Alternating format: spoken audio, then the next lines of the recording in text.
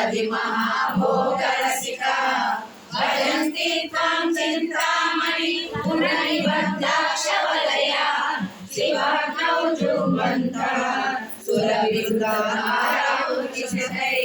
शरीरं त्वं शम्भो शशिनिगरवक्षोरुहयुगं